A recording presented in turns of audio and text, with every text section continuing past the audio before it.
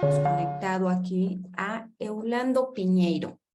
¿Quién es él? Bueno, pues el Eulando Piñeiro Gago tiene 30 años de experiencia en combate de incendios estructurales, industrial y forestal, materiales peligrosos, terrorismo, rescate, salud y seguridad ocupacional.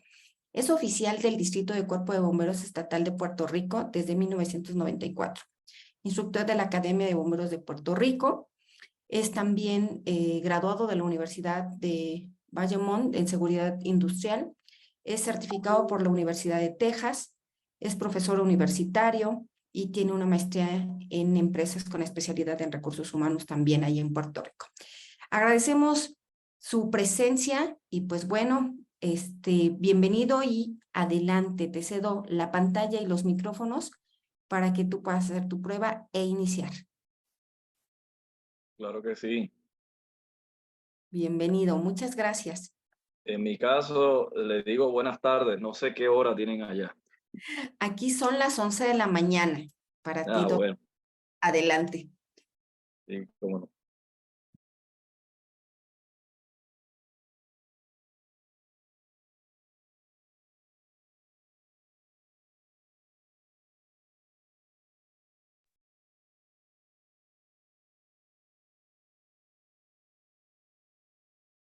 ¿Listo? Ya vemos ahí tu pantalla. Ya nada más si la Claro, proyectas, queda listo.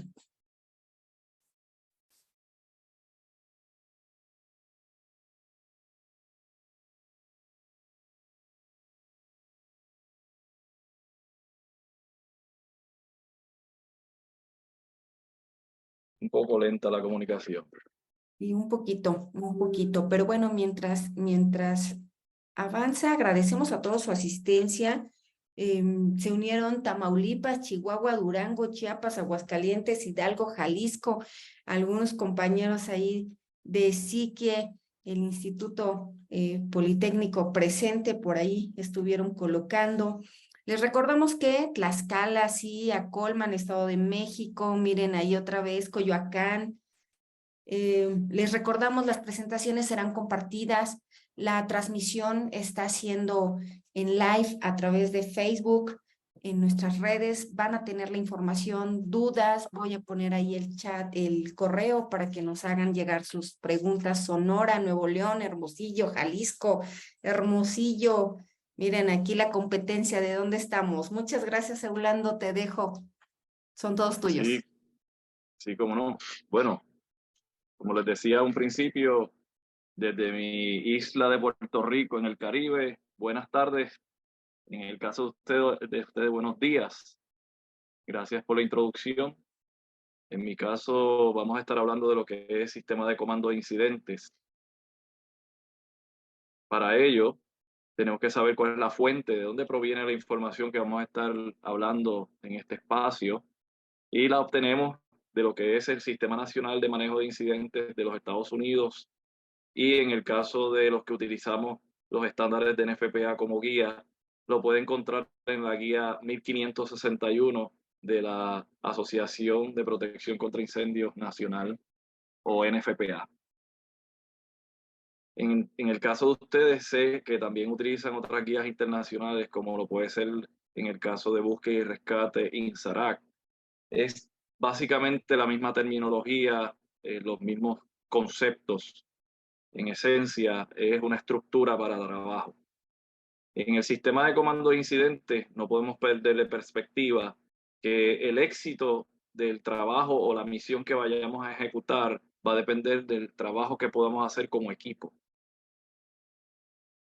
Dicho eso, y entrando más en detalle sobre lo que es el sistema de comando de incidentes, pues podemos entender que son conceptos que nos llevan a administrar una situación de una manera estandarizada que debe llevarse a cabo, es decir, la ejecución del comando de incidente debe llevarse a cabo desde una distancia segura de la emergencia o incidente que esté ocurriendo. Y esto lo vamos a tocar un poco más en profundidad por la dinámica que ha existido de dónde debe estar localizado el que dirige las operaciones y el incidente. Por otro lado, permite adoptar estructuras organizacionales donde se integran todo tipo de respondedores de emergencias y que de acuerdo a la complejidad y la demanda de la situación puede requerir diversidad de personas, sin limitarse a que las fronteras puedan ocasionar limitaciones, y entiéndase que no porque sea entre jurisdicciones de países o entre jurisdicciones de estados o entre jurisdicciones de municipalidades, no se puede hacer un trabajo en conjunto. Eso es parte del propósito de lo que establece el sistema de comando de incidentes.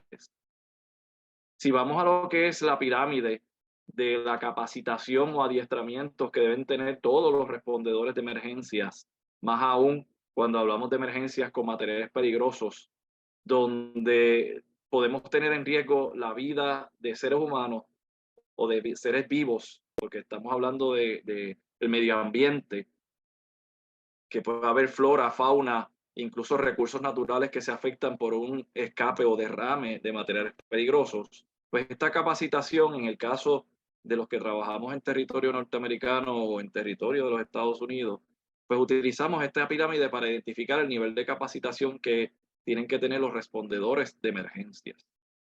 En ese sentido, si comenzamos desde la base, que sería el conocimiento básico dentro de la estructura que establece la Agencia Federal de Manejo de Emergencias de los Estados Unidos, en este caso, atemperándolo a otros países, pues puede ser la estructura organizacional que tengan de acuerdo a su jurisdicción. Pues ese elemento más básico se determina como el sistema de comando de incidentes 100. Si usted entra a la página de FEMA por sus siglas en inglés, usted va a encontrar que la capacitación en comando de incidentes está dividido por secciones. Sí, si bien hablamos de lo que es lo básico, también tenemos que hablar de lo que es la estructura. Cuando hablamos de ICS 700, estamos hablando del sistema nacional que establece los Estados Unidos, que denomina cómo vamos a manejar un incidente y cómo es que se van a unir otros recursos, ya sea de otros niveles de jerarquía. Entiéndase, tenemos el gobierno local, tenemos el gobierno estatal y luego el gobierno federal. Así que, ¿cómo van a unirse estos elementos para lograr el objetivo? Luego está el ICS 200, que ya es para aquellos que supervisan a los que están respondiendo a la emergencia, es decir, todo aquel supervisor de una agencia o instrumentalidad de emergencia debe tener esta capacitación para que comprenda cómo es que se desarrolla el evento y la supervisión que debe tener cada persona. Si bien es cierto que estamos hablando de supervisión, tenemos que hablar de cantidad. Pues los estándares establecen que un supervisor no puede manejar más de 7 personas. En algunos casos se habla de 6 de acuerdo a la complejidad del asunto, pero debe haber un mecanismo en el que no haya demasiadas personas bajo la supervisión de un solo individuo, porque esto puede llevarnos a que ocurra un accidente. Luego de eso podemos hablar de el nivel de jerarquía. Ya cuando pasamos al nivel de supervisión, pasamos al nivel de gerencia. Pero entonces, en ese nivel debemos establecer cómo vamos a dirigir los grupos. Cada grupo tiene un supervisor, cómo ese supervisor va a ser supervisado. Pues entonces, ahí entramos en lo que sería ICS 300 y ICS 800. En el ICS 300 se habla de las tácticas, estrategias que se van a establecer para la respuesta, y en el caso del 800 se habla de la ramificación, de los niveles de liderazgo dentro de los los grupos de fuerza de tarea o del personal que está en el centro de operaciones de emergencia para coordinar los esfuerzos que se están haciendo para atender la emergencia. Y finalmente llegamos a la parte superior de la jerarquía, donde tenemos el ICS 400, que es donde se establecen las funciones del área de comando en el sistema de comando de incidentes, cómo los líderes deben estar capacitados para ejercer esta función, y en el caso de que sea un esfuerzo interagencial o en el caso de comando de incidentes se habla de un comando unificado, pues cómo vamos a trabajar de esa manera. Y en el aspecto de lo que se denominaría las posiciones, ¿no? Pues entonces hablamos del comando y el personal de gerencia. El personal de gerencia con relación a la respuesta, y luego está el personal de gerencia dentro del centro de operaciones de emergencias. Tengamos claro que cuando es un incidente mayor, tenemos que establecer que el centro de operaciones de emergencia tiene que ser activado para que todos los recursos gubernamentales y privados estén a la disposición de la atención de la emergencia. Pues, esto suena simple en algunos casos cuando lo decimos en teoría, pero cuando lo vamos a establecer en la vida real es un poco más complicado, y más cuando estamos trabajando con diversidad de personas que tienen criterios distintos, visualizaciones diferentes. Así que tenemos que un poco atemperarnos a qué es el objetivo y cuál es la misión para que todo el mundo se enfoque en esa dirección. Entrando en estos detalles, ¿cuál es el propósito del comando de incidente o SCI, como diríamos en español? Es una herramienta que nos va a ayudar a dirigir, controlar y coordinar todos los esfuerzos, bien sea de seguridad pública o bien sea de trabajo para el ordenamiento público, es decir, las oficinas de obras públicas, las oficinas de transporte, las oficinas de medio ambiente, es decir, todos los organismos privados o de gobierno que pueden tener alguna ejecución. Luego de esto, comenzamos a establecer lo que es la estructura del sistema de comando de incidentes, donde tenemos que quien es el responsable de la emergencia en su totalidad debe tener la autoridad con jurisdicción. Esto en aspectos legales significa que no cualquier persona puede ser comandante de incidente. Tiene que ser una persona que tiene la responsabilidad legal y por el otro lado es la persona que tiene el conocimiento, es decir, con conocimiento tiene todas las capacitaciones y certificaciones necesarias para ocupar esa posición. Esto es un poco pasional en algunos lugares, en algunos países, porque no siempre va a ser la misma persona. Así que en ese sentido tenemos que estar claros en la educación, en la capacitación que tienen que tener los respondedores para entender que el sistema de comando de incidente tiene una finalidad. Dentro de esta estructura también tenemos que pensar en lo que sería la información pública, el oficial de enlace y el oficial de seguridad, pero no seguridad policíaca o seguridad del perímetro, sino estamos hablando de lo que sería salud y seguridad ocupacional, o en algunos casos también se habla del oficial de manejo de riesgos. Estas tres personas que asisten al comandante de incidentes, y por eso en la gráfica que vemos el enlace es de una sola línea de las tres personas a una, significa que estas tres personas junto al comandante de incidentes son lo que se conoce como el personal de comando, en inglés el command staff, o personal que es el responsable de manejar la emergencia en su totalidad. Por otro lado, luego de esto tenemos las, las ramificaciones donde se van a ejecutar diferentes tareas. Es decir, vamos a segregar las funciones para que haya una mejor habilidad de poder desarrollar la tarea.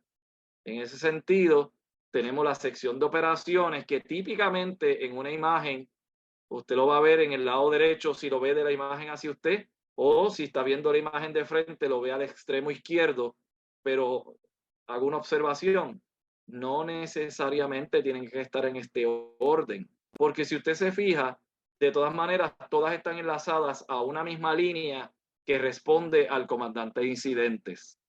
Y esto lo va a notar porque más adelante yo le voy a invertir las cajas de la estructura organizacional para poder dar una explicación lógica de cómo funciona el asunto.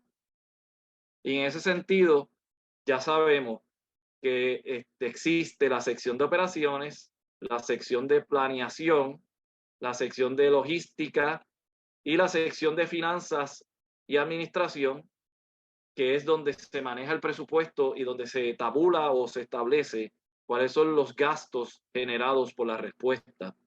Y en ese sentido, estas cuatro posiciones son lo que se conoce como el personal general. De ahí entonces se distribuyen tareas o se asignan tareas de acuerdo a la necesidad. Así que el comando de incidente en esencia es esta planificación o esta organización que vemos que va a incrementar o se va a disminuir de acuerdo a la emergencia. El comando de incidente no tiene que tener todas las posiciones ocupadas. Es importante decir que el comando de incidentes puede ser hasta de un solo supervisor con 2 personas a su cargo y ya estar establecido el comando de incidente. ¿Qué es lo que se hace en estos casos? Que la autoridad con jurisdicción, es decir, el supervisor responsable de estos empleados, se convierte en el comandante de incidentes implícito. En otras palabras, todo lo que es la responsabilidad del comandante de incidentes recae sobre él, y en ausencia de la cantidad de personas para ubicar estas otras posiciones como oficial de información pública, oficial de enlace y oficial de seguridad ocupacional o manejo de riesgos, todas esas funciones van a recaer sobre el comandante de incidentes. Aún habiendo ocupado estas posiciones, el comandante de incidentes sigue siendo legalmente el responsable de la emergencia. Es decir, no porque haya delegado en el oficial de información pública el atender la prensa o difundir la información que se puede difundir, no significa que siga siendo el responsable de la información que se provee. Él sigue siendo y legalmente es el responsable. Aún en el oficial de enlace, que es el que se encarga de establecer esa comunicación con otras instrumentalidades, sigue siendo también responsabilidad del comandante de incidentes. Y así sucesivamente, toda la estructura que está bajo el comandante de incidente por el establecimiento legal es responsabilidad de quien ocupa la posición de comandante de incidente. A tales efectos, y en el caso de Estados Unidos, no sé en otros países, cuando un respondedor fallece, a quien llaman para testificar y a quien acusan probablemente de lo que le haya ocurrido a ese respondedor es al comandante de incidentes, no necesariamente al oficial de operaciones. Así que si lo atemperamos a una emergencia de materiales peligrosos, el hecho de que un respondedor resulte herido o fallezca producto de la respuesta es responsabilidad del comandante de incidentes. Es por ello que lo que se recomienda es que tengamos claro de que todos los respondedores que atienden una emergencia de materiales peligrosos tengan todas las certificaciones necesarias para poder llevar a cabo una operación de respuesta. En ese sentido, también debemos entender lo que es educación continua. Y en mi caso, el ejemplo que les puedo hablar es de todo lo que se mueve en territorio norteamericano, porque es la regla y la norma que nosotros seguimos. Y en ese sentido es requerido que todos los que responden a emergencias de materiales peligrosos tengan educación continua anual de mínimo 8 horas para poder mantener su certificación vigente. En otras palabras, pudo haberse certificado como un técnico de materiales peligrosos o un oficial de operaciones de respuesta de emergencia de materiales peligrosos, pero si no tiene la recertificación anual de mínimo 8 horas, al cabo de año y 364 días, pierde su certificación si no ha tomado la educación continua. Así que en ese sentido, si el comandante de incidente quiere estar libre de riesgos, debe asegurarse de que todo el equipo o todo el personal esté certificado debidamente. Incluso para ejercer las funciones dentro del comando de incidente hay certificaciones adicionales. Así que entrando un poco en esos detalles, pues entendamos cuál es la función del comandante de incidentes, que en esencia es responsable de todas las actividades que se encuentran en desarrollo o que se van a implantar para las estrategias y tácticas de la respuesta a esa emergencia. De igual manera, el comandante de incidente es la persona con la máxima autoridad que debe obviamente estar calificado para conducir dicha respuesta. Dentro de las funciones esenciales que debe ejercer el comandante de incidente está evaluar la situación, porque el incidente va a ser dinámico y esto puede ir haciendo que cambien las estrategias o lo que se haya establecido. Activa elementos adicionales en el caso del comando de incidente, por eso es que hay que entender lo que es la expansión de control. Cuando establecemos el comando de incidente, posiblemente tenemos un organigrama pequeño donde tengamos solo algunas posiciones cubiertas y según va incrementando la intensidad de la emergencia, incrementa la necesidad de tener más recursos y por ende tener que ocupar más posiciones dentro del comando de incidentes. Pues el comandante de incidentes es responsable de conseguir los recursos necesarios para trabajar adecuadamente la emergencia. Implanta planes de emergencia, determina cuál es el plan de acción. Si bien es cierto que es quien lo implanta, en la planificación vamos a tener elementos similares. ¿Por qué? Porque es un trabajo en equipo. Hay quienes van a recopilar la información para suministrarla al comandante de incidentes o, por otro lado, son los que van a ir desarrollando el plan para finalmente presentarlo al comandante de incidente. Lo que quiere decir esto es que al final del camino, quien tiene la potestad de establecer ese plan o desarrollar los elementos que hemos hablado es el comandante de incidentes. Comienza a repartir instrucciones desde el momento que asume su posición, porque por otro lado tenemos que hablar de lo que sería el asumir control. Recuerde que el incidente pudo haber sido comenzado por un supervisor y luego entran personas con mayor jerarquía dentro de la organización y pueden ir relevando al oficial que estuvo antes y así aumentar el nivel de respuesta, dado que según van incrementándose los recursos, tenemos que incrementar la gente o las personas que van a ser quienes van a dirigir o quienes van a supervisar. En ese sentido, continuamos entonces con que el comandante de incidente es quien aprueba las peticiones de recursos adicionales que pudo haber generado cualquiera de las posiciones dentro de las ramas de operaciones, logística, planificación y finanzas, autoriza la comunicación de información al oficial de prensa y autoriza la cancelación o desactivación de los planes de emergencias. Es decir, es la persona con la última palabra para que al final del camino se ejecute lo que se determina por el comandante de incidentes. Pasamos entonces al oficial de seguridad, o como ya mencionamos, en otros lugares se le dice el oficial de manejo de riesgos. Es el integrante del comando de incidentes responsable de mantener la observación, evaluación, identificación de situaciones peligrosas o inseguras. Es quien también tiene la responsabilidad de desarrollar medidas que garanticen la seguridad del personal.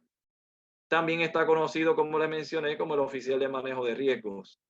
Podrá ejercer autoridad en caso de emergencias para detener o prevenir actos inseguros cuando se requiere a una acción inmediata. Recuerden que somos humanos y el comandante de incidente no va a poder tener ojos en todos los lugares. Incluso hay situaciones de emergencia que requieren que haya más de un oficial de salud y seguridad ocupacional o manejo de riesgo para que se pueda garantizar la seguridad de todos los que responden. Pero si bien es cierto eso, también tenemos que decir que la seguridad es responsabilidad de todos. Está delegada en aquellos que tienen funciones de supervisión, pero también es responsabilidad de cada individuo, indistintamente de su posición, de velar por la seguridad suya y la de todos los compañeros que lo rodean. En ese sentido, y ya siendo más específico en las funciones del oficial de seguridad, debe obtener indicaciones del comandante de incidentes porque sigue siendo un subordinado del comandante de incidentes. Es quien identifica las situaciones de peligro inseguras asociadas a la emergencia o incidente y mantendrá un registro apropiado de los incidentes o accidentes que ocurran, porque al menos en el territorio americano nosotros tenemos que tener un registro para así proporcionarlo a la Agencia Federal de Salud y Seguridad Ocupacional de ser requerido de aquellos incidentes o accidentes relacionados al trabajo. Recuerden que los respondedores también son obreros, son empleados y hay que mantener un registro de accidentes ocupacionales.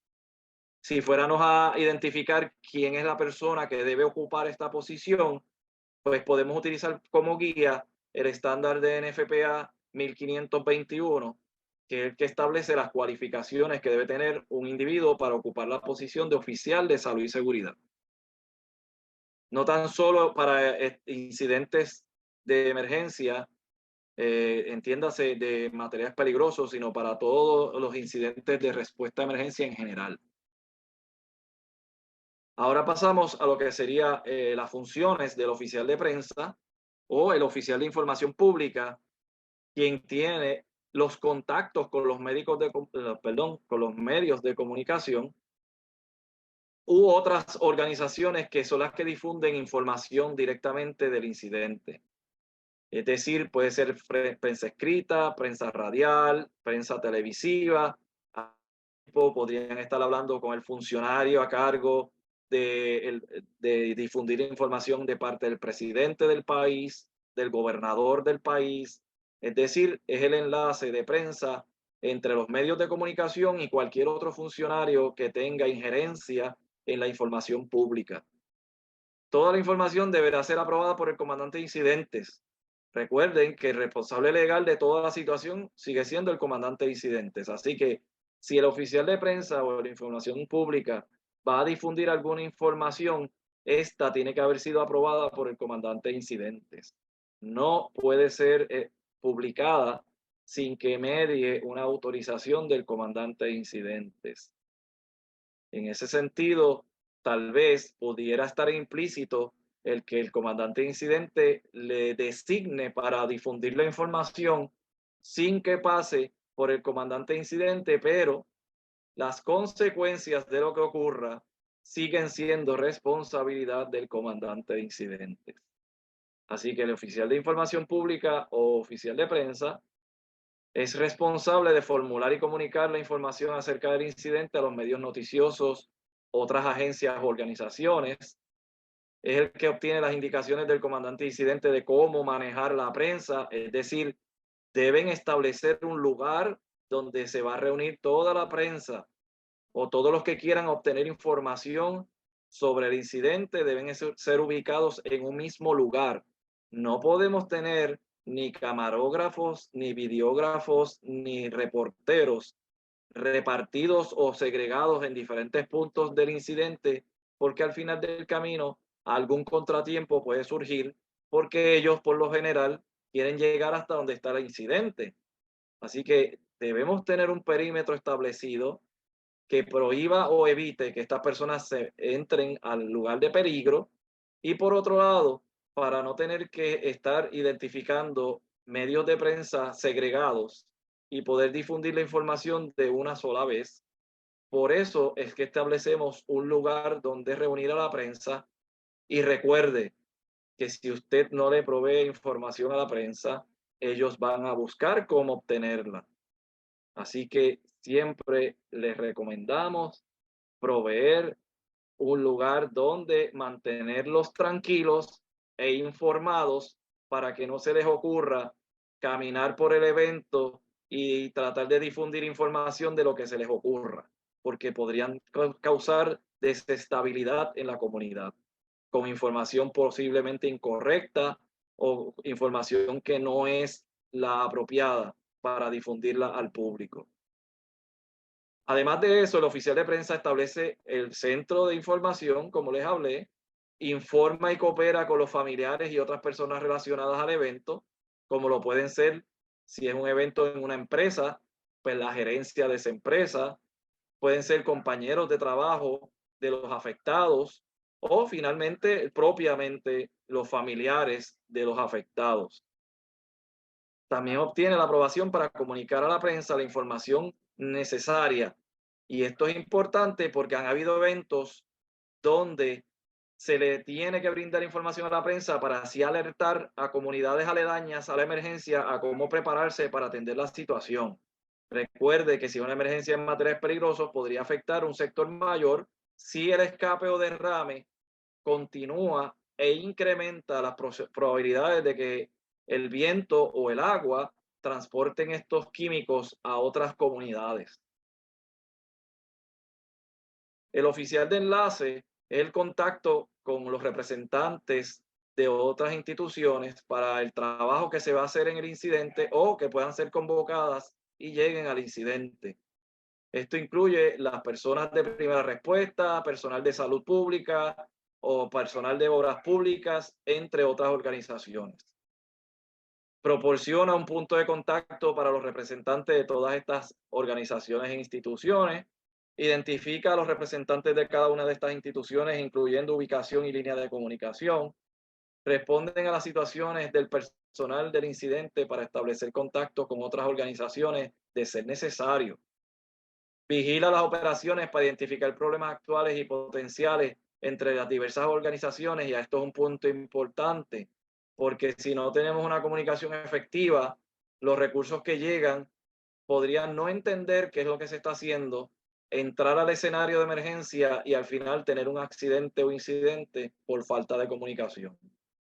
Por otro lado, si usted no le provee información, ellos no saben a dónde se van a reportar o a dónde van a llegar. Así que estos recursos que vienen de afuera necesitan tener un enlace para poder ser efectivos en cómo colaborar con la situación. Le debo decir que en el caso del oficial de seguridad y oficial de prensa y oficial de enlace, todos estos tienen capacitaciones específicas, porque en el caso de oficial de prensa y de enlace, en el caso de la Agencia Federal de Manejo de Emergencia de los Estados Unidos, ellos proveen unas capacitaciones específicas para los que van a ocupar estas posiciones. Así que quienes se le delega en este cargo deben tener esas certificaciones para ocuparlo.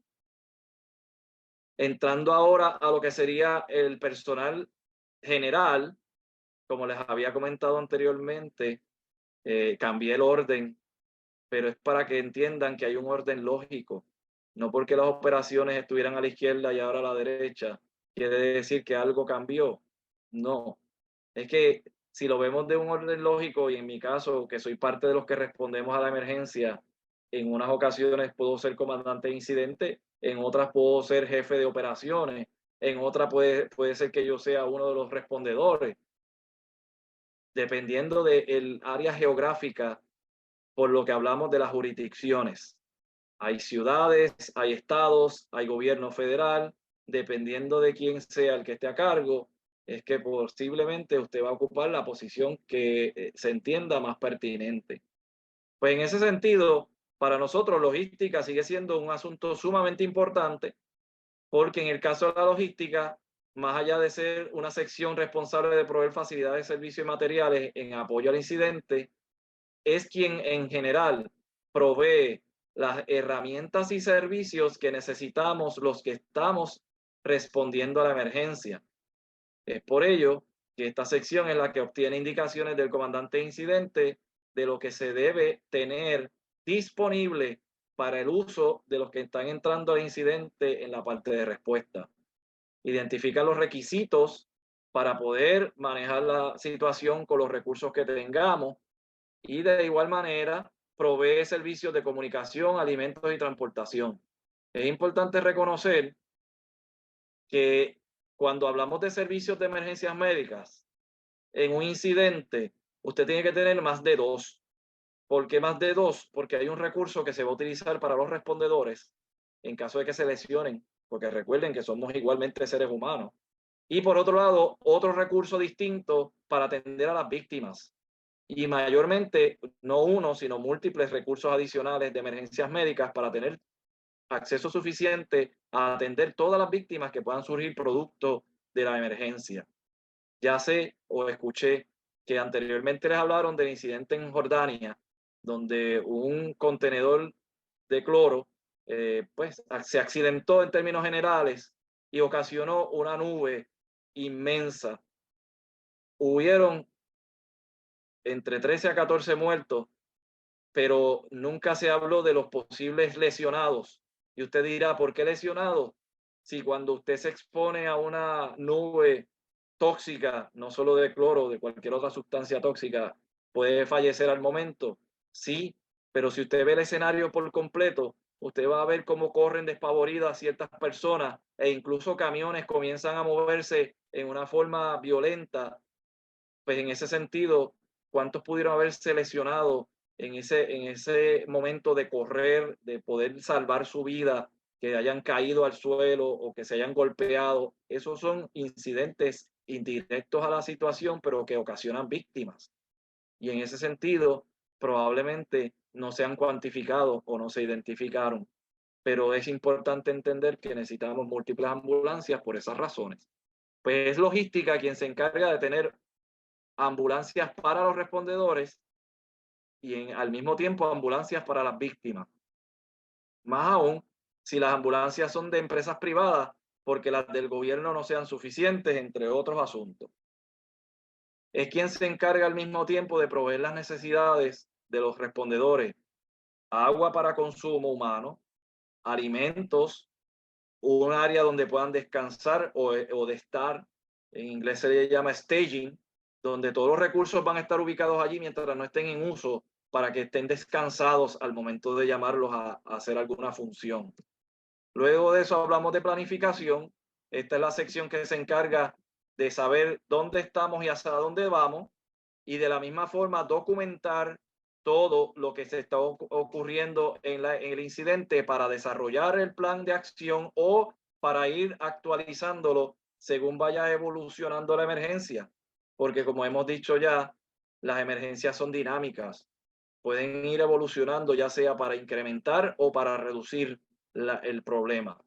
Y en ese sentido, esta sección es la responsable de colectar toda esa evaluación, información y diseminar, la utilización de información, el desarrollo de incidentes, condiciones en las que se encuentran los recursos, si tenemos recursos suficientes, si no los tenemos, si el plan se está cumpliendo o no se está cumpliendo, si tenemos inconvenientes para poder establecer lo que dice el plan, entre otros.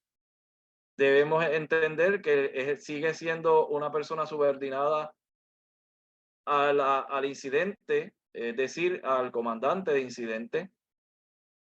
Predice el curso de probabilidad de los eventos e identifica la necesidad de utilizar recursos especializados.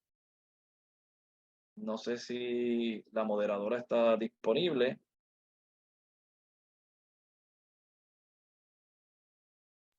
Nancy, ¿estás por ahí?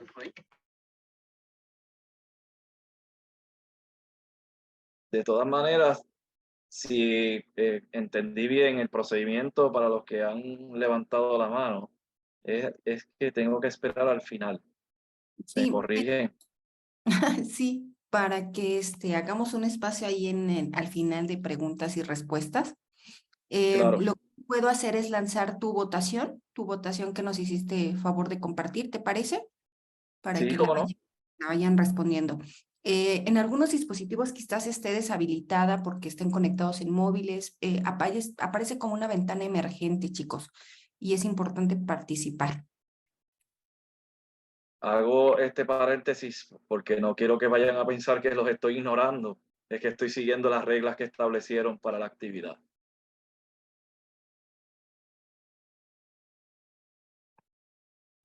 Listo, puedes continuar. Está la votación y ellos tienen tiempo abierto para hacerla. Muchísimas gracias. Pues entonces pasamos ahora a lo que sería la sección de finanzas, que no es otra cosa que quien cuantifica cuánto ha sido el gasto y el consumo de la respuesta. En ese sentido, ¿por qué le menciono gasto y consumo? Porque todos los respondedores que están allí, probablemente, a no ser que sean voluntarios, si son empleados de agencias de gobierno o empresas privadas, tienen un salario.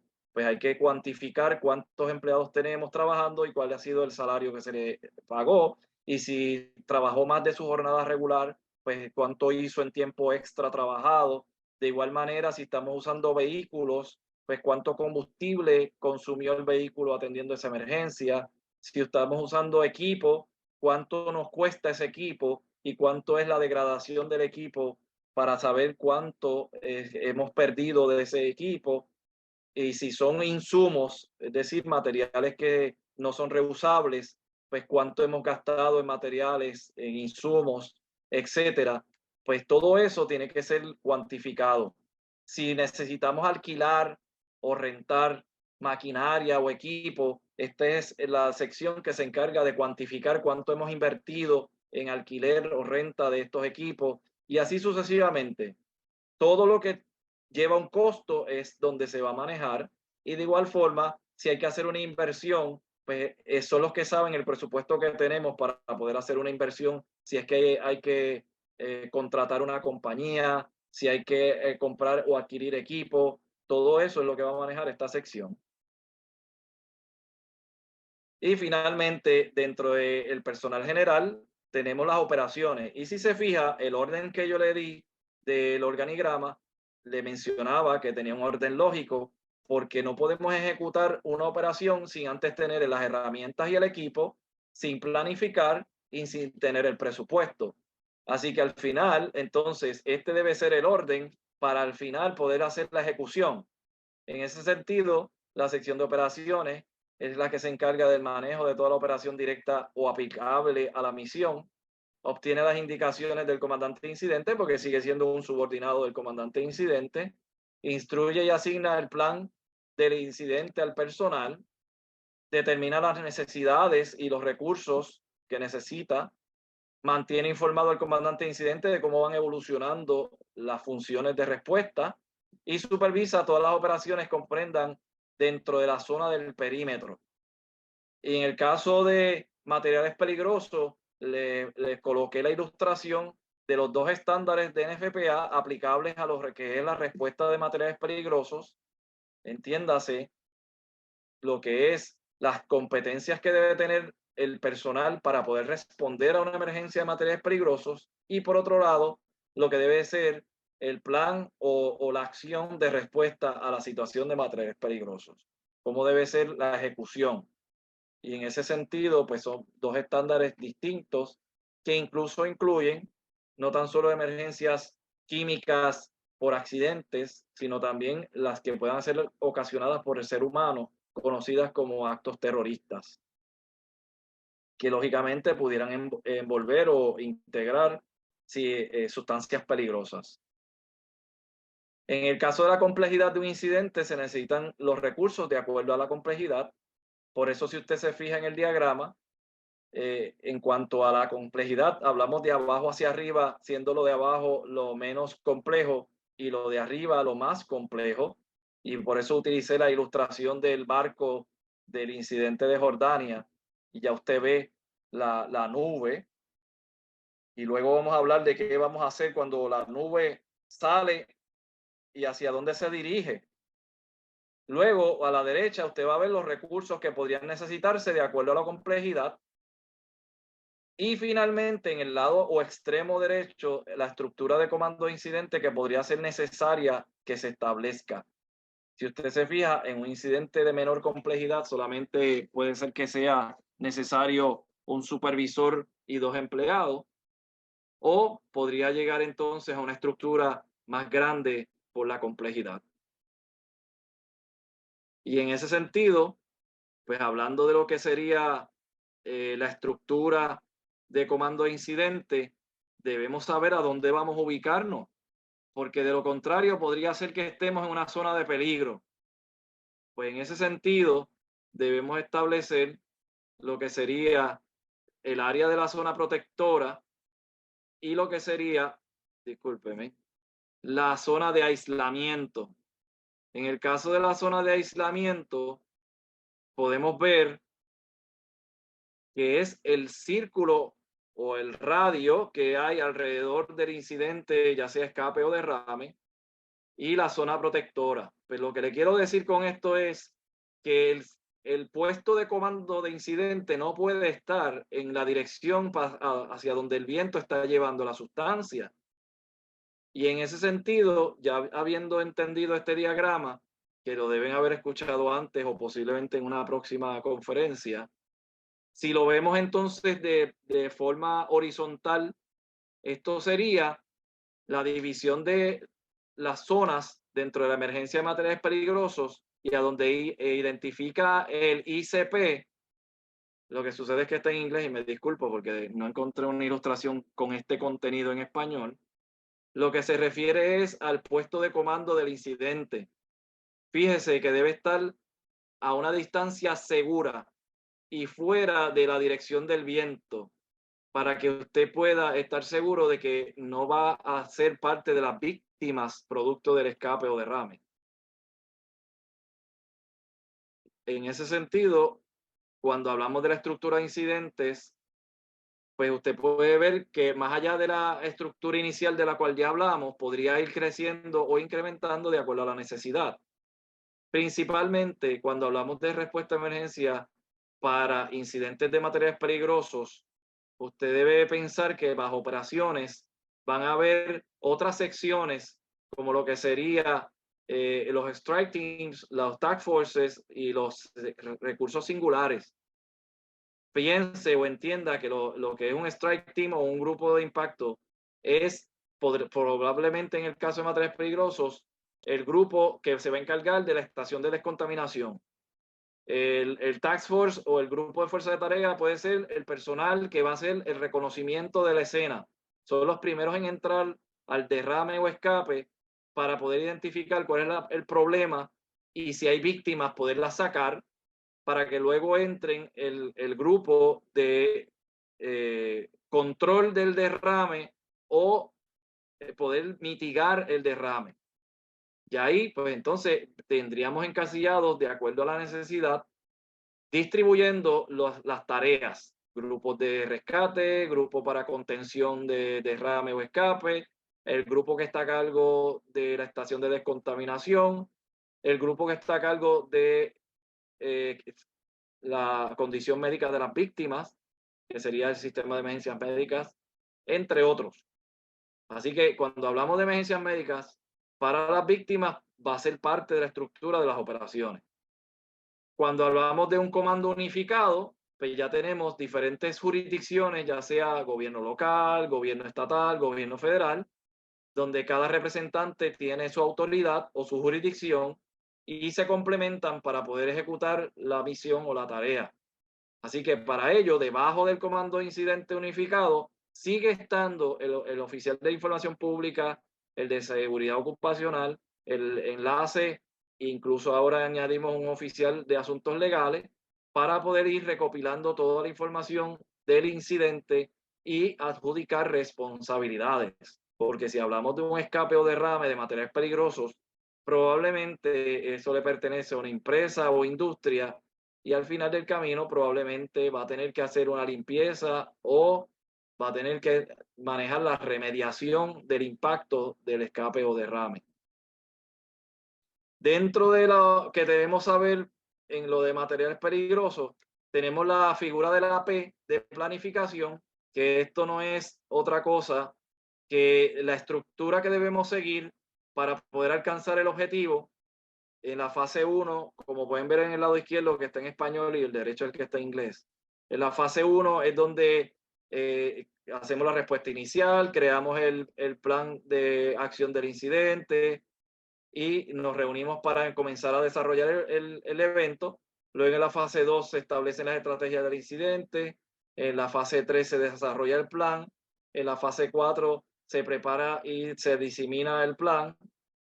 Y en la fase 5 es donde se ejecuta el plan, pero a la misma vez se evalúa y se revisa para, de ser necesario, comenzar de nuevo con la fase de establecer objetivos nuevos y estrategias de acuerdo a la necesidad.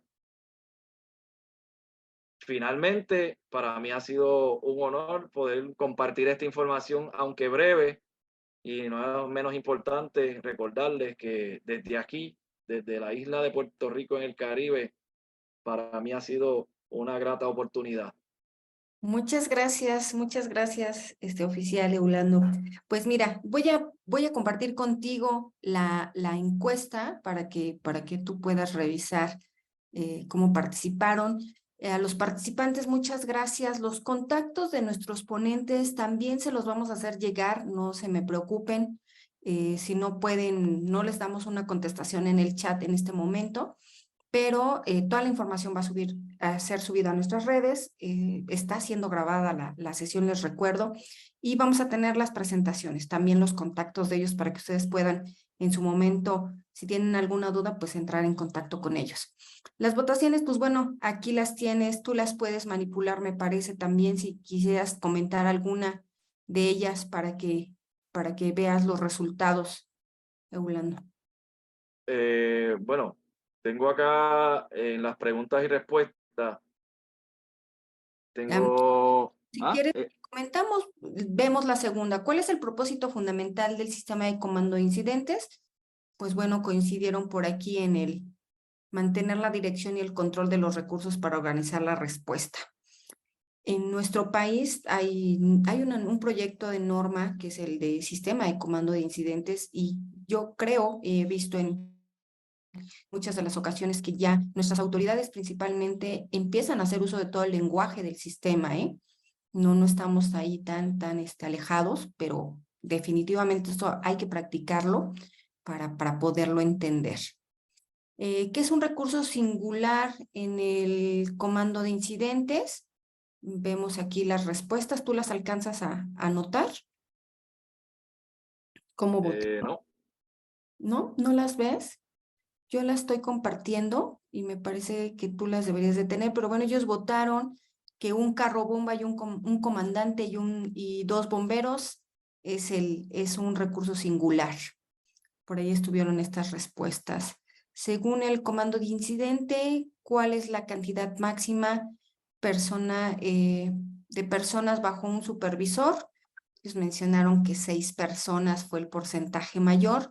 Después tuvimos ahí el 4 y 10 personas. Y dicen que dónde se ubica el puesto de comando de incidente, pues dicen que a una distancia segura donde no afecte por otros cambios de viento, y eso es correcto. Pues muy bien, les damos respuesta a sus preguntas, agradecemos sus comentarios, y bueno, pues ya nada más complementando también por ahí en las menciones, nos faltaba Oaxaca, Texas, Veracruz, muchísimos bomberos, muchas gracias por su participación. Nuevo Laredo, Baja California Sur, híjole, qué barbaridad. Muchas gracias por la confianza. Entramos en un receso, vamos a pararnos, vamos a conectar un poquito con la salud, vamos a movernos un poquito, 5 minutitos ahí de espacio, y vamos a continuar ya con nuestras últimas 2 ponencias.